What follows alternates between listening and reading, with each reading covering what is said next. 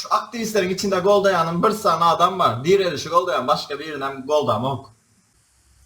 O haram değil yana men öýüme de gelmeli lay bolan şo oğlunun aktivistlerin haýyşdyndan yüde vurup bilmedik de olmasa idam okdum men lay bolan gelmelim derdi şok bolsa.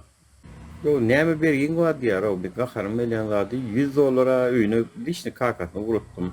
Germaniýa gidemde $500 berip gittim. Şo puly ber $230. Bolýar beýleki ol maşyny awariýa edip ýaky bagasyna satmaly boldum. Şular bady, şular aýlap görkem. Öýümde nä 2 ay arýanda tölemedik produkty ip ýatdy. Bolýa o zatlar urmaly. Lişni berin pulum ber. Bermelsin ha. Näme bergin ma agam?